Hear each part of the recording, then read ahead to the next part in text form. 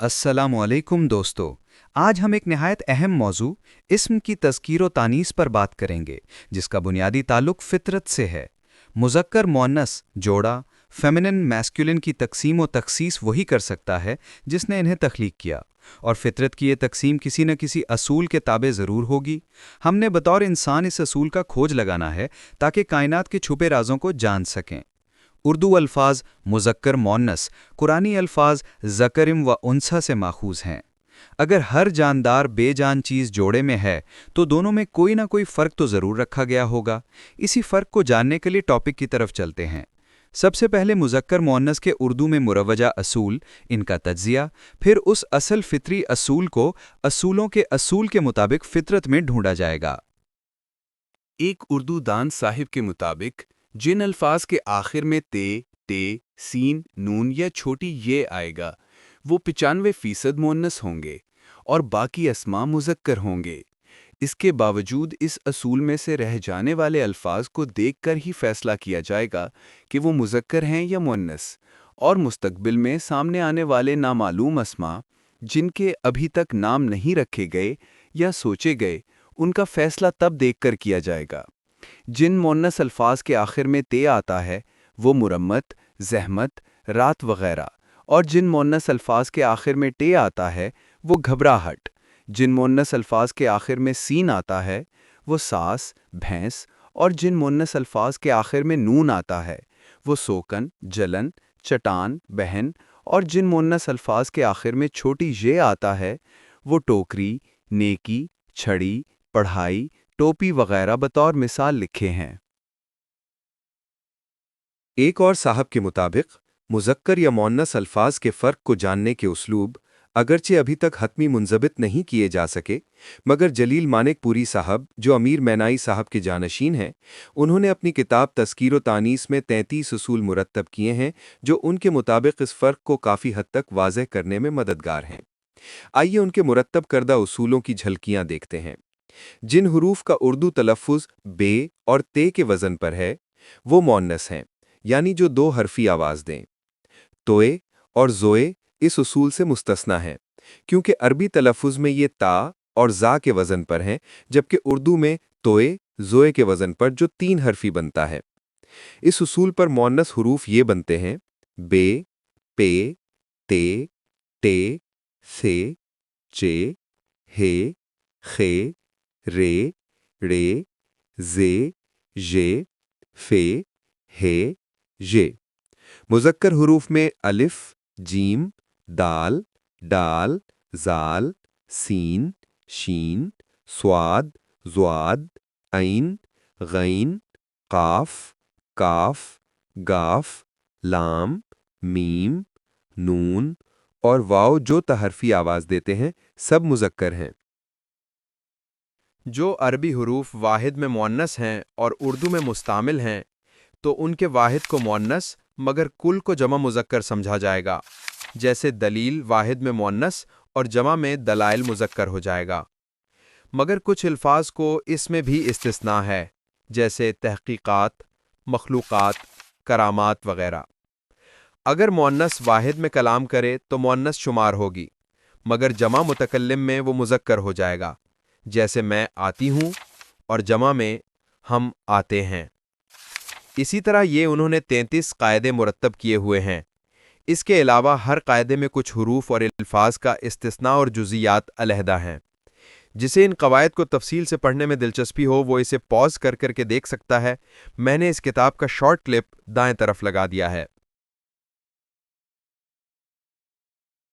उर्दू दान साहब के उसलूब का तज्ज़िया करते हैं, जिनके मुताबिक अल्फाज जिनका इख्तिताम टे, सीन, नून और ये पर हो वो तमाम हरूफ मुअन्नस होंगे, जबकि अखरोट, ऊंट, घूंट, होंठ मुज़क्कर हैं।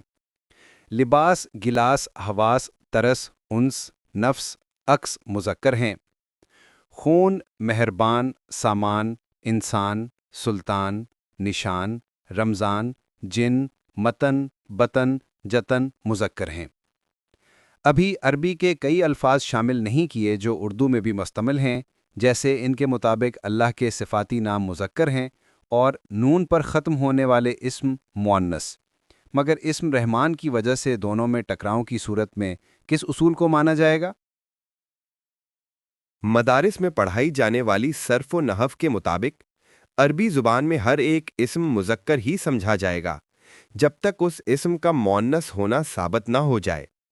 جو اسم مؤنث معلوم ہوگا تو اس کے مقابل دوسرا خود بخود مذکر ہوگا، یعنی پہلے مؤنث کو جانا جائے گا۔ مؤنث کو دو اقسام میں تقسیم کرتے ہیں۔ پہلی، حقیقی مؤنث، وہ مؤنث جس کے مقابل مذکر موجود ہو، جیسے ماں کے مقابل باپ، بیٹی کے مقابل بیٹا، بہن کے مقابل بھائی، عورت کے مقابل مرد۔ دوسری، غیر حقیقی مؤنث۔ غیر حقیقی مؤنث عربی زبان میں زیادہ ہیں کیونکہ ان کے مقابل مذکر موجود نہیں۔ عربی میں سما مؤنث ہے، اس کے مقابل کوئی مذکر موجود نہیں۔ عربی میں زمین یعنی الارض بھی مؤنث ہے، جس کے مقابل کوئی مذکر موجود نہیں۔ پھر غیر حقیقی مؤنث کی دو اقسام کی گئی ہیں۔ پہلی، علامتی مؤنث، جس میں مؤنث کی کوئی علامت پائی جائے۔ علامتی مؤنث کی تین اقسام ہیں۔ پہلی، جن کے آخر میں الف ممدودہ آئے، یعنی وہ الف جس پر حمزہ اور اس سے پہلے زبر ہو، وہ بھی مؤنث ہوگا، جیسے صحرا عربی کے اندر مؤنث ہے مگر ریگستان اردو میں مذکر ہے۔ دوسری، جن کے آخر میں الف مکسورہ آئے، یعنی چھوٹی یہ اور اس سے پہلے کھڑی زبر ہو، جیسے موسیٰ، عیسیٰ، سلمہ، صغرا وغیرہ۔ موسیٰ نام تو مؤنث ہے لیکن جس کا نام ہوگا وہ مذکر ہوگا۔ تیسری قسم، جن کے آخر میں تائے مربوطہ یعنی گول تا آتی ہو۔ اسی وجہ سے عربی میں کمرہ، پنکھا اور لڑکوں کا نام اسامہ آخر میں تائے مربوطہ کی وجہ سے مؤنث ہیں، جبکہ یہ سب اردو زبان میں اسم مذکر ہیں۔ یاد رہے، عربی زبان میں 85% اسما گول تا والے ہیں، اس کے علاوہ کچھ ایکسیپشن بھی ہیں۔ دوسری، سمائی مؤنث، اسے 6 حصوں میں تقسیم کیا گیا ہے۔ یہ وہ ہوتی ہیں جن کے اندر مؤنث کی نہ کوئی علامت ہوتی ہے، نہ ہی اس کے مقابل کوئی مذکر ہوتا ہے، لیکن عرب اسے مؤنث بولتے ہوں، مثلا ہوائیں، مشروبات، آگ کے سب نام، مثلا نار، جہیم، جہنم وغیرہ۔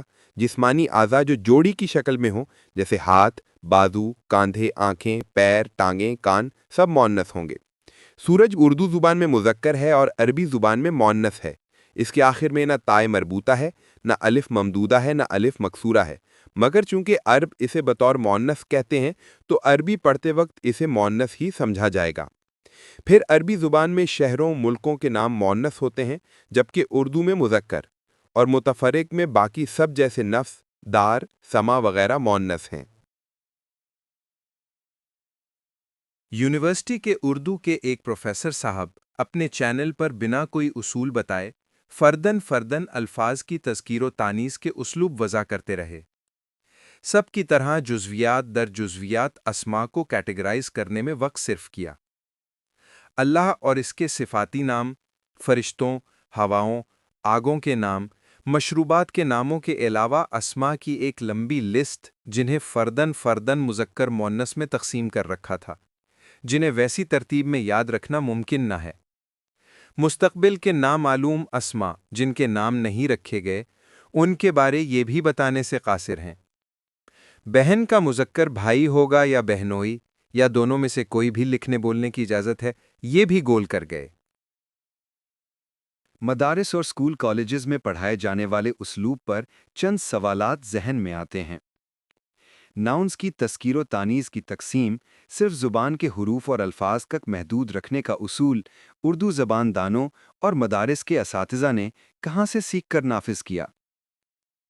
اگر تذکیر و تانیث کے اسلوب حروف اور الفاظ ہی نے طے کرنے ہیں تو کیا ان حروف اور الفاظ کی ایجاد سے پہلے انسان مذکر مؤنث کے فرق سے نابلد تھا؟ کن اصولوں کی بنیاد پر تذکیر و تانیث کی اس انسانی تقسیم کو مستند مانا جاتا ہے جہاں ایک زبان کا مؤنث دوسری زبان کا مذکر ہے؟ اگر فطرت نے جاندار اور بے جان چیزیں جوڑے میں پیدا کی ہیں تو غیر حقیقی مؤنث کس اصول پر اکیلی وجود رکھتی ہیں؟ بہن کا مذکر بھائی ہوگا یا بہنوئی، کس اصول اور کس قاعدے کے تحت کون فیصلہ کرے گا؟ اگر ماں کا مذکر باپ، چچا کی مؤنث چچی، خالہ کا مذکر خالو، ताई का मुज़क्कर ताया है, तो इसी उसूल में बेटी का मुज़क्कर दामाद होना चाहिए ना कि बेटा। या अगर बेटी का मुज़क्कर बेटा ठीक है, तो इसी उसूल के मुताबिक खाला का मुज़क्कर मामू होना चाहिए, ना कि खालू। कौन इन उसूलों को किन बुनियादों पर तय करता है, ताकि उसूलों की बुनियाद एक ही रहे? अगर ये उसूल अरबी, फ़ारसी, तुर्की और संस्कृत से मुस्तार हैं, तो इन 4 मुख्तलिफ ज़बानों के हुरूफ, अल्फाज, जुमले, अमसाल, इस्तिआरे एक ही वक्त में एक ही ज़बान पर कैसे लागू किए जा सकते हैं, जबकि फ़ारसी और तुर्की में नाउन्स के जेंडर्स की कोई तख़सीस ही नहीं। ज़बानों की तारीख़ में इंतहाई कम उम्र और अपनी ज़बान में नाउन्स इस्तेमाल करने के लिए दूसरी ज़बानों पर इन्हिसार करने वाली उर्दू ज़बान अपने ही मुरत्तब करदा 33 उसूल की मौजूदगी के बावजूद कशमकश का शिकार है। मौजूदा कवायद की कन्फ्यूजन, इस्तिस्ना, जुज़ियात, एक्सेप्शंस की वजह कहतुर रजाल है या फितरत के इंतहाई सादा एक ही उसूल से लाइल्मी। सर्फ व नहव में मुज़क्कर मुअन्नस का इल्म ज़बान के अलावा अमली ज़िंदगी में कहाँ काम आ सकता है? हुरूफ से नाबलद अफ्रीका में रहने वाले जंगली कबाइल जो क्लिक्स की ज़बान इस्तेमाल करते हैं, वो मुज़क्कर मुअन्नस की तकसीम कैसे करते हैं, ज़रा इन वीडियोज़ में देखते हैं।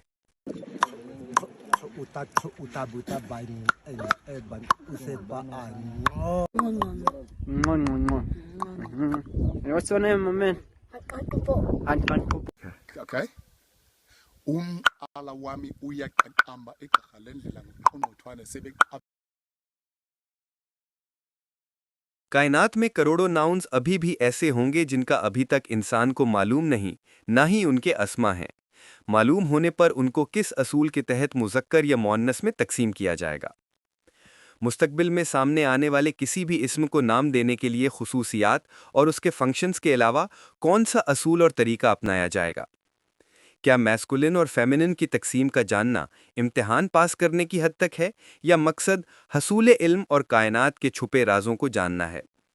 अगर अलिफ मकसूरा वाले अल्फाज जैसे मूसा, ईसा, कुबरा, सुगरा, सलमा बतौर प्रॉपर नाउन मुअन्नस हैं, तो इसी वज़न और हर्फ वाला लफ्ज़ फतवा मुज़क्कर कैसे हो गया?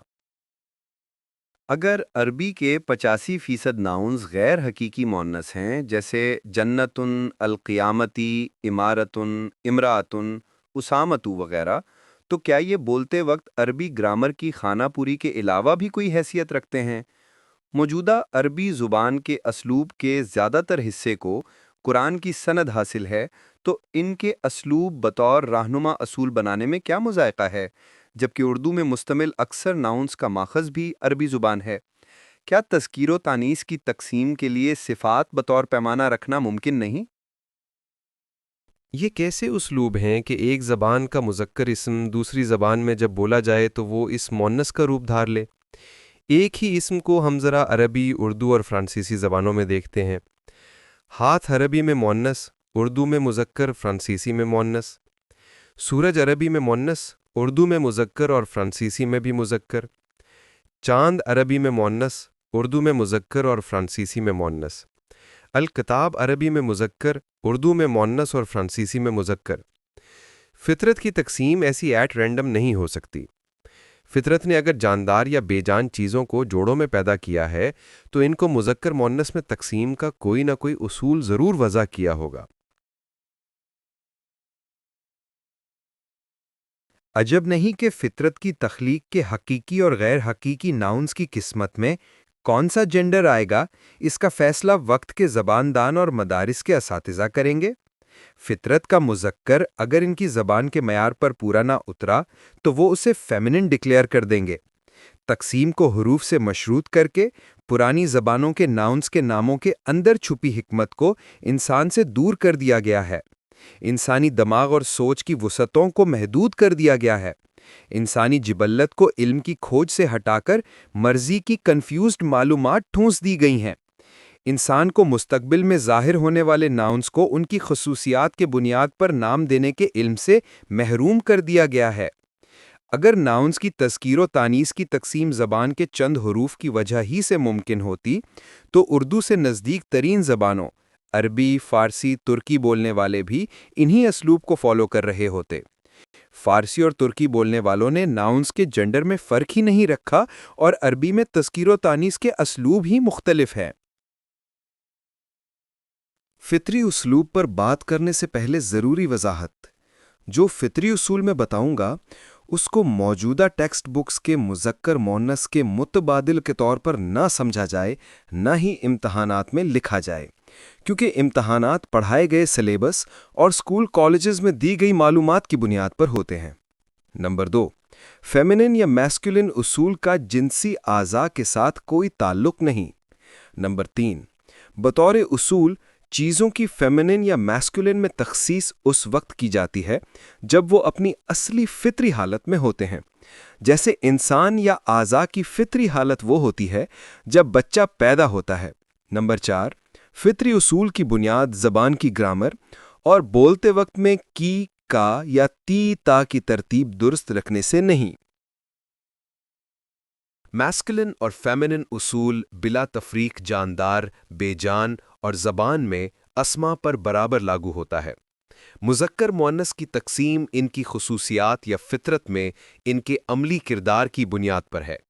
سوائے انسان اور چند میملز کے بقیہ تمام جاندار اور بے جان چیزیں اپنی پیدائش سے لے کر ختم ہونے تک اسی فطرت پر کام کرتے ہیں جن فطری خصوصیات، فنکشنز یا کردار پر انہیں پیدا کیا گیا۔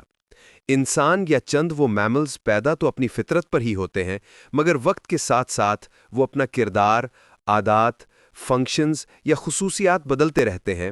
اس وجہ سے وہ ایک وقت میں کسی کے لیے فیمنن اور کسی دوسرے کے لیے میسکولن بھی ہو سکتے ہیں، لیکن ان کی تخصیص کی بنیاد ان کی فطرت ہی رہے گی۔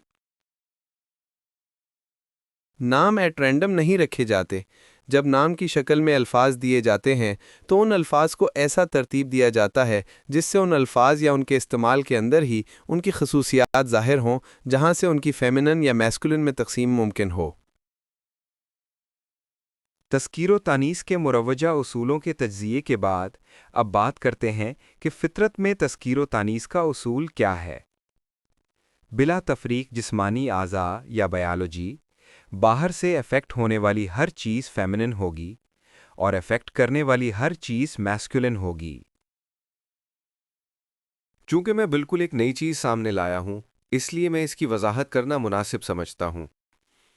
فطرت کے میسکولن اور فیمنن یعنی زوجین کی اصول کا بیک گراؤنڈ کوئی بھی ایسا جاندار یا بے جان چیز جو کسی دوسری چیز کے اندر موجود فطری کمیوں اور خامیوں کو پورا کر کے اسے مکمل کر دے پر بیس کرتا ہے۔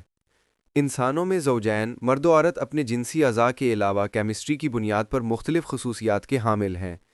اب اکٹھے رہتے ہوئے ان کو دونوں طرح کی خصوصیات کی ضرورت پڑتی ہے، اور یہ انسانی فطرت کا خاصہ نہیں کہ مرد یا عورت بیک وقت دونوں کردار ادا کر سکیں، لیکن بوقت ضرورت عورت یا مرد یہ کردار ادا کر بھی لیتے ہیں۔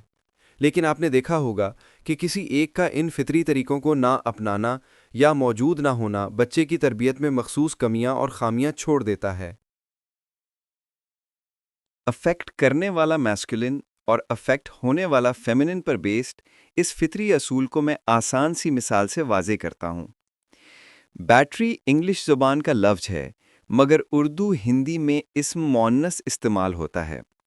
اس کی وجہ اس کے حروف کا کمال نہیں بلکہ اس کی فنکشننگ کی ترتیب ہے، یعنی اپنی پیدائش کے بعد استعمال سے پہلے ہی یہ باہر سے افیکٹ ہوتی ہے، یعنی باہر کا سورس اسے چارج کرتا ہے، پھر یہ آگے کرنٹ دیتی ہے۔ یوں مذکر و مؤنث کا اصول محض حیاتیاتی فرق یا الفاظ کا گورکھ دھندا نہیں بلکہ ایک سائنسی اور فطری حقیقت ہے جو جاندار اور بے جان چیزوں پر یکساں لاگو ہے۔ اللہ یا باقی صفاتی نام ادب کی وجہ سے یا حروف کی وجہ سے مذکر نہیں بلکہ اس کی وجہ یہ ہے کہ ان صفات کو کوئی بھی افیکٹ نہیں کر سکتا۔ الفاظ میں حروف اور ان کی ترتیب سے یہ واضح ہے کہ انسان نے زبان کی تشکیل سے پہلے چیزوں کے فنکشن اور خصوصیات کو پہچان لیا تھا۔ اسی بنیاد پر اسماء اور حروف کو ترتیب دیا گیا تاکہ لفظ دیکھتے ہی قاری کو اس کی خصوصیات یا فطرت سمجھ آ جائے۔ لفظ پارلیمنٹ اگرچہ انگلش کا لفظ ہے یا اردو میں متبادل مجلس شورا، دونوں بطور اسم مؤنث ہیں، اسے الفاظ یا حروف کا کمال نہ سمجھا جائے، بلکہ ان کو یہ نام دینے سے پہلے ان کے رول اور طریقہ کار کو اس کے ساتھ جوڑا گیا، جس کے بعد انہیں یہ نام دیے گئے۔ کیونکہ ان کی فیصلہ سازی عوام کی ان پٹ پر انحصار کرتی ہے یا ان سے افیکٹ ہوتی ہے، مگر فیصلہ مذکر ہے کیونکہ وہ دوسروں پر اثر ڈالتا ہے۔ قرآن کو حاذا اور کتاب کو ذالقہ یعنی دونوں کو اسم مذکر کہا گیا ہے۔ یہ بھی ان الفاظ یا حروف کا کمال نہیں، اگر حروف ہی ہوتے تو اردو میں بھی کتاب کے حروف یہی ہیں، مگر وہاں اسم مؤنث ہے۔ وجہ کوئی آؤٹ سائڈ سورس اسے افیکٹ نہیں کرتا نہ کر سکتا ہے، کیونکہ یہ فطرت کا الفاظ میں عکس ہے۔ جبکہ انسان کی لکھی کتب مؤنث اس لیے ہیں کیونکہ یہ ذاتی خیالات کا عکس ہوتی ہیں جو دوسروں سے بھی افیکٹڈ ہوتے ہیں اور ان کا وقت کے ساتھ بدلنے کا امکان رہتا ہے، یا ذاتی محدود سوچ جو بعد کے شواہد سے بدلنے یعنی باہر کے سورس سے افیکٹ ہونے کا ہمیشہ امکان رہتا ہے۔ انسانی ہاتھ کو اردو میں مذکر کی ضمیر کے ساتھ لکھا اور بولا جاتا ہے، مگر عربی اور فرانسیسی زبان میں ہاتھ ایک فیمینن ناؤن ہے۔ اس کی وجہ ہاتھ کو جینڈر دیتے وقت اس کے فنکشن کو کس سٹیج پر دیکھا گیا، کیا بطور بچہ جو کہ فطری سٹیج ہے، یا کہ بطور جوان جب وہ انڈیپینڈنٹ ہوتا ہے یا دینے اور افیکٹ کرنے کی پوزیشن میں ہوتا ہے۔ اس کی تقسیم عربی زبان نے بطور فیمینن کر دی، جو کہ نومولود کی سٹیج اور فطری ہے۔ سوچ فیمینن یا مؤنث کیوں ہے؟ سوچ پر باہر سے افیکٹ کرنے والے مختلف عوامل ہوتے ہیں۔ بدلتے حالات، واقعات اور وقت سوچ کو بھی بدلتے رہتا ہے۔ چونکہ سوچ باہر سے افیکٹ ہوتی ہے، اس لیے فطری اصول کے مطابق یہ فیمینن ہے۔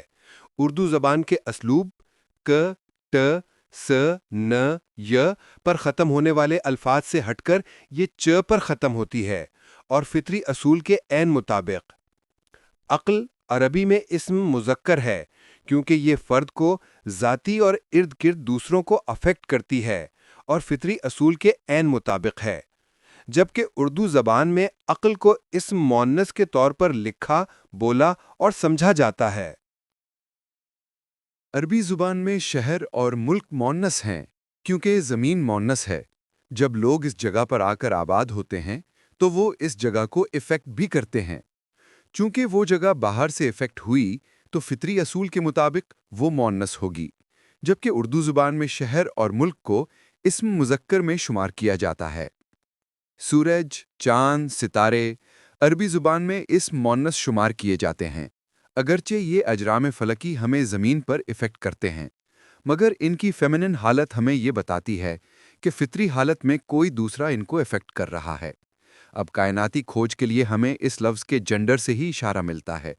دراصل یہی وہ علم یا اشارے ہیں جن کا میں شروع سے ذکر کر رہا ہوں کہ ان جنڈرز کو صرف الفاظ یا حروف کی حد تک جاننا کوئی علم نہیں، اور کھوج کے لیے ایسے اشارے پرانی زبانوں خصوصاً الکتاب میں چھپے ہوئے بکثرت ملیں گے۔ سب زبانوں میں زمین بطور اسم مؤنث ہی ملے گی کیونکہ یہ لوگوں سے، بیجوں سے اور دوسرے مختلف عوامل سے ہر وقت افیکٹ ہوتی رہتی ہے۔ فارسی، ترکی، انگلش کے ناؤنز جینڈرز میں تقسیم نہیں ہوتے، اس لیے ان کا نہیں لکھا۔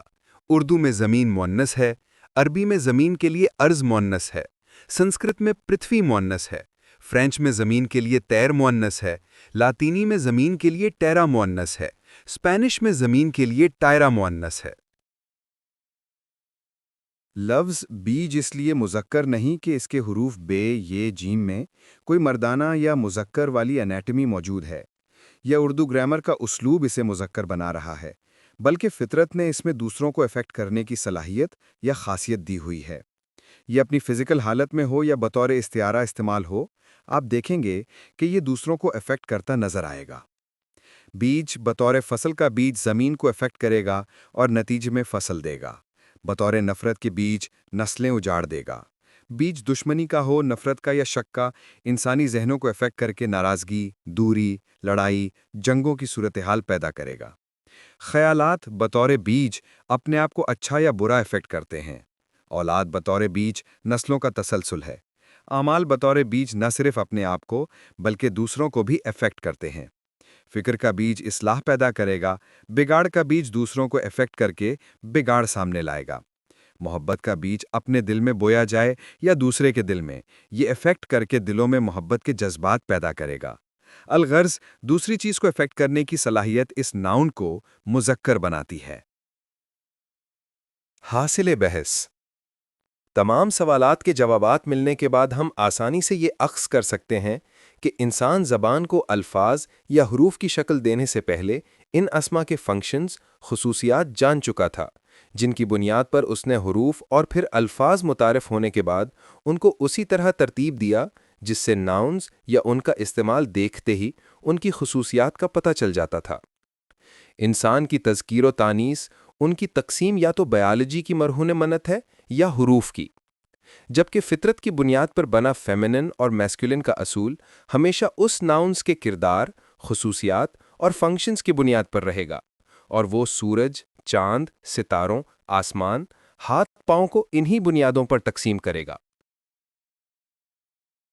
اگر آپ یہ سمجھ چکے ہیں کہ تذکیر و تانیث صرف حروف، الفاظ یا زبان کی گرامر تک کے کنویں کا مینڈک نہیں بلکہ کائنات کی وسعتیں دکھانے والا سمندر ہے، تو اس علم کو حاصل کرنے میں اور آپ تک پہنچانے میں لگنے والی میری محنت اور وقت کا صلہ مجھے موصول ہو گیا۔ یہ علم یا جاننے کی طلب اپنے بچوں میں ضرور پیدا کریں، اور اسکول کالجز میں پڑھائے جانے والے لگے بندھے جھوٹے سچے علم پر سوالات اٹھانے میں بچوں کی حوصلہ افزائی کریں۔ بچوں میں امیجنیشن کی آنکھ سے دیکھنے کا وصف پیدا کریں، ان میں تجریدی سوچ کا وہ وصف اجاگر کریں جو صرف انسانی خاصہ ہے۔ مختلف امثال کو الفاظ اور حروف سے ہٹ کر افیکٹ کرنے اور افیکٹ ہونے کے فطری اصول میں رکھ کر دکھانے یا ثابت کرنے کا مقصد آپ کو حروف تہجی تک کی محدود سوچ سے نکال کر ایسے علم کا سمندر کا راستہ دکھانا مقصود تھا جو سوچ کو وسعت دینے کے ساتھ ساتھ کھوج کے نئے راستوں سے بھی متعارف کروائے۔ ان چند فوائد کے علاوہ سب سے بڑا فائدہ قرآن کو اس کے اصل ایسنس میں سمجھا جائے گا، نہ کہ لٹریچر کی ایک کتاب کی حد تک۔ بہت شکریہ۔ اللہ حافظ۔